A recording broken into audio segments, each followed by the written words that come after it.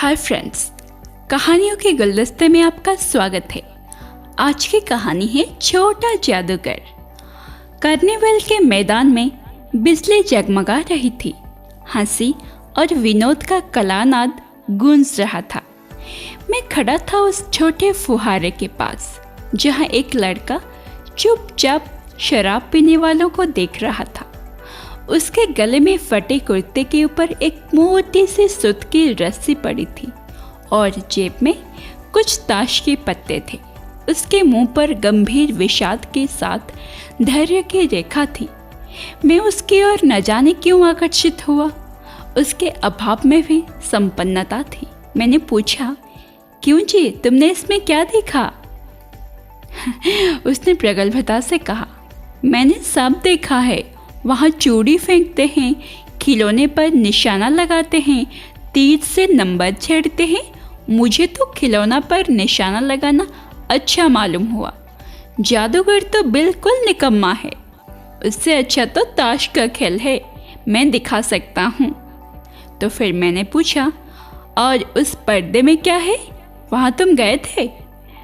उसने बोला, नहीं, वहाँ मैं नहीं जा सका, टिकट लगता है। फिर मैंने कहा, तो चलो, मैं वहाँ तुम्हें ले चलूँ। मैं मन ही मन का, भाई आज की तुम्हें मित्र रहे। उसने कहा, वहाँ जाकर क्या कीजिएगा? चलिए निशाना लगाया जाए। मैंने उसने सहमत होकर कहा, तो फिर चलो, पहले शरबत पी लिया जाए।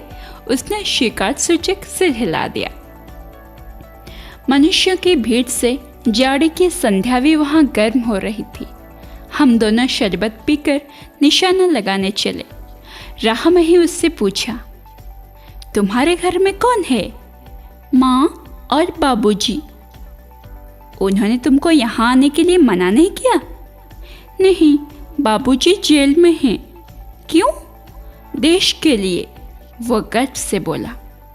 और तुम्हारी माँ? वो बीमार है। और तुम तमाशा देख रहे हो? उसके मुंह पर तिरस्कार की हंसी फूट पड़ी। उसने कहा, तमाशा देखने नहीं, दिखाने निकला हूँ। कुछ पैसे ले जाऊंगा तो माँ को पथ्य दूंगा। मुझे शरबत ना पिलाकर आपने मेरा खेल देखकर मुझे कुछ दे दिया होता तो मुझे अधिक प्रसन्नता होती। मैं आश्चर्य से उसे 13-14 वर्ष लड़के को देखने लगा। हाँ, मैं सच कहता हूँ बाबूजी, माँ जी बीमार है, इसीलिए मैं नहीं गया। कहाँ? जेल में।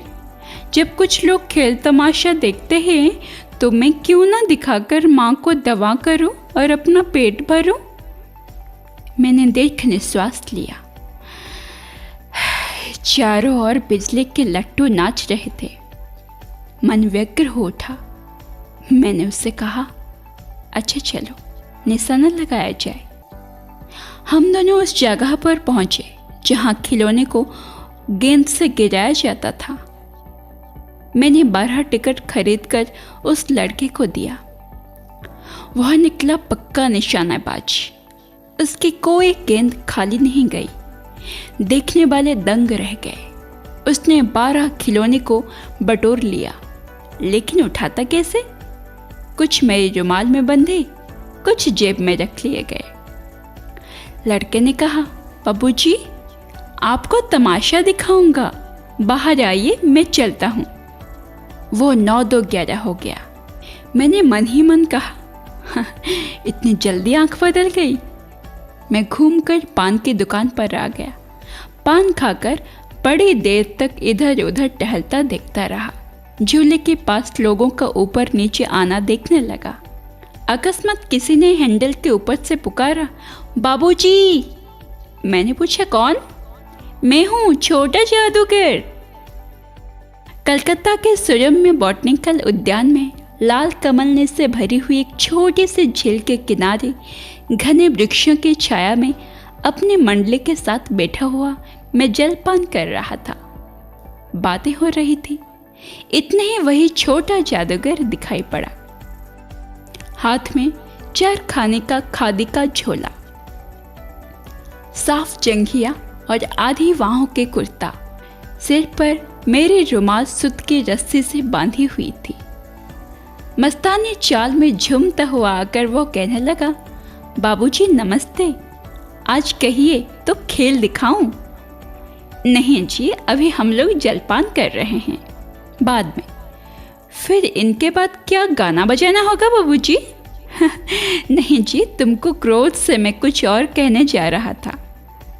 श्रीमती जी ने कहा, दिखलाओ जी, तुम तो अच्छे आए, भला कुछ मन तो बहलो। मैं चुप हो गया, क्योंकि श्रीमती जी की वाणी में ही माँ की सरस्वती मिठास थी, जिसके सामने किसी भी लड़के को रोका नहीं जा सकता। उसने खेल आरंभ किया। उस दिन कार्निवल के सब खिलौने उसके खेल में अपना अपना अभिनय करने लगे। भालू मनाने लगा, बिल्ली रूठने लगी, बंदर घुड़कने लगा, गुड़िया का ब्याह हुआ, गुड़ा बर का ना निकला। लड़के की बाचालता से ही अभिनय हो रहा था। सब हंसते हंसते लोटपोट हो गए। मैं सोच रहा था, बालक को आवश्यकता ने कितने शीघ्र चतुर बना दिया। यही तो संसार है। ताश के सब पत्ते लाल हो गए, फिर सब काले हो गए। गले की सूत की डोरी टुकड़े टुकड़े होकर जुड़ गई। लट्टू अपने से नाच रहे थे। मैंने कहा, अब हो चुका, अपना खेल बदल लो, हम लोग भी अब जाएंगे।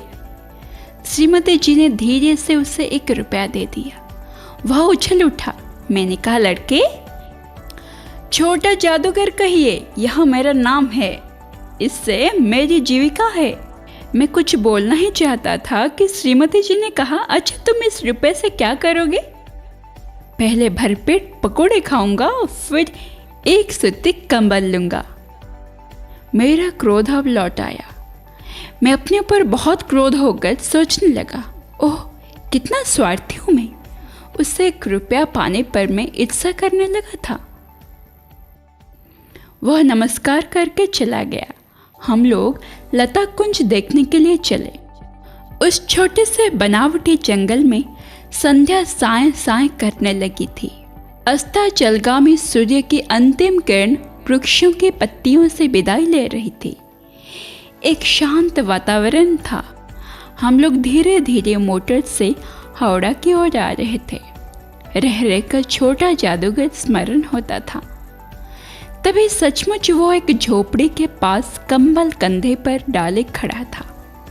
मैंने मोटर रोककर उससे पूछा, तुम यहाँ कहाँ? मेरी माँ यही है ना, अब उसे अस्पताल वालों ने निकाल दिया है। मैं उतर गया। उस झोपड़ी में देखा कि एक स्त्री चीथड़ों से लदी हुई कांप रही थी। छोटे जादूगर ने कंबल ऊपर से डालकर उसके शरीर से चिमटते हुए कहा, माँ। मेरी आंखों से आंसू निकल पड़े। यह थी छोटे जादूगर की कहानी। बहुत अच्छी लगी होगी ना?